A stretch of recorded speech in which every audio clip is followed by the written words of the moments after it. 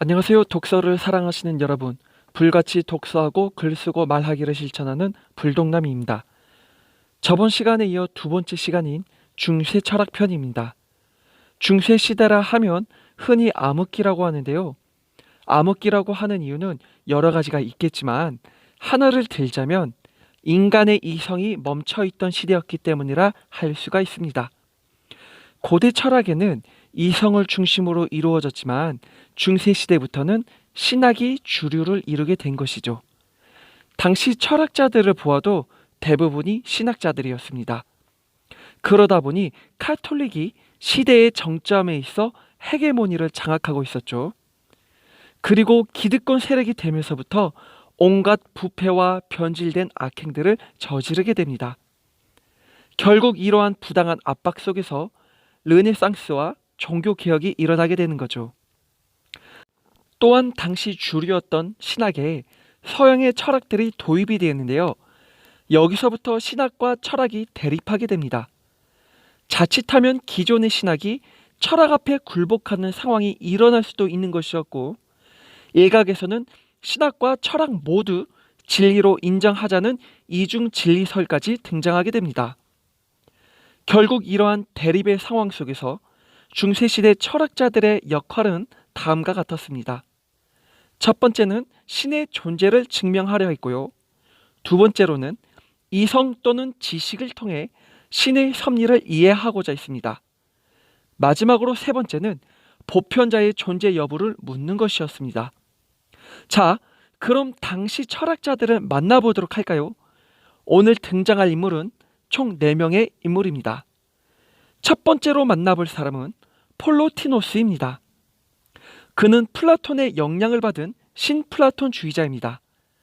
플라톤이 이데아를 주장했다면 폴로티노스는 일자를 말을 했습니다. 일자라는 말은 그가 주장한 삼위일체에서 나타나는데요. 그 삼위일체에는 일자, 정신, 영혼이 있습니다. 먼저 일자란 이데아와 비슷한 개념으로 세상에 있는 모든 존재의 근원을 뜻하는 것입니다. 신 또는 창조자를 의미한 거고요. 정신은 이 일자에서 흘러나온 관념이라 생각했습니다. 이렇게 일자에서 흘러나온 것으로 세상이 이루어졌다라고 보는 것을 유출설이라 합니다. 그래서 그는 일자에서 흘러나온 상급인 정신을 숭상했고, 반대로 육체는 비천한 것이라 생각했습니다. 그러니 금욕을 주장할 수밖에 없었겠죠. 다음으로 등장하는 사람은 아우구스티누스라는 사람인데요. 그는 3세기에서 8세기경 교부 철학 중심에 있던 사람입니다. 교부라는 뜻은 교리를 정리하고 발전시키는 철학자를 뜻하는 것으로, 실제로 아우구스티누스는 당시 분열되어 있던 종파들을 하나로 통일시킨 사람입니다. 그도 플로티노스와 같이 플라톤의 영향을 받은 사람인데요. 플라톤의 이데아와 플로티노스의 일자는 아우구스티누스에게 오면서 하나님으로 정리됩니다. 그리고 하나님은 개별자를 통합하는 보편자로 인식을 하게 되는 것이죠.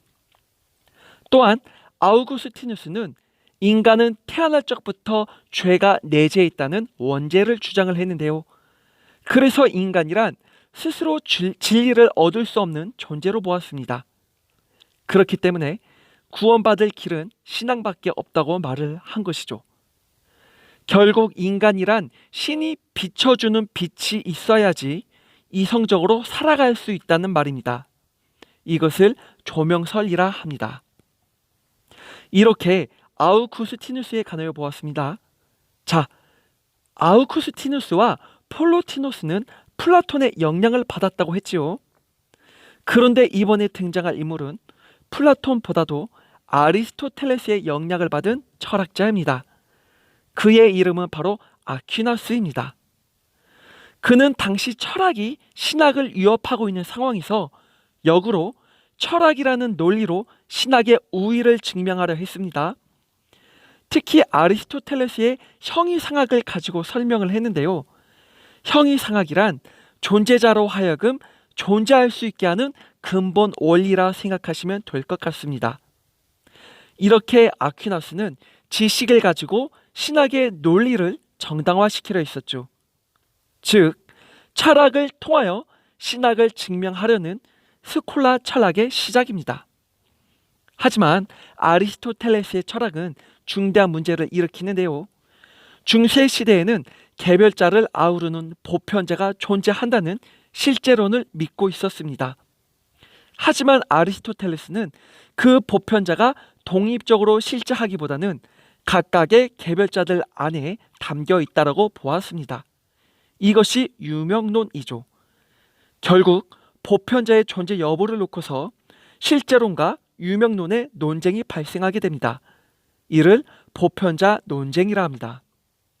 그래서 이러한 보편자 논쟁 속에서 유명론의 영향을 받은 인물이 등장하게 되는데요. 오컴이라는 인물입니다.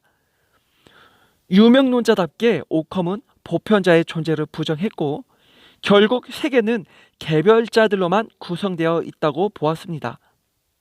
결국 그의 초점은 개별자들로부터 시작됩니다. 각각의 개별자들이 느끼는 감각적 경험들이야말로 오직 지식으로 인정될 수 있다고 말하는 것이죠. 오컴의 주장은 다음에 이어질 근대 철학인 경험론에 영향을 주게 됩니다. 이제 마무리 짓도록 하겠습니다. 중세시대의 철학은 신의 존재를 철학으로 입증하려는 시도가 있었던 시기입니다. 인간은 스스로 진리를 얻을 수 없기에 신의 도움이 있어야 한다는 절대적 보편자의 존재를 인정하는 시대였던 것이죠.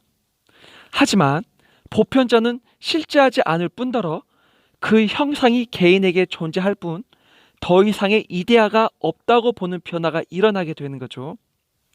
이를 시작으로 개별자들을 중심으로 하는 근대 철학으로 넘어가게 됩니다. 근대 철학에 관한 얘기는 다음 시간에 하도록 하겠습니다. 지금까지 시청해 주셔서 감사합니다.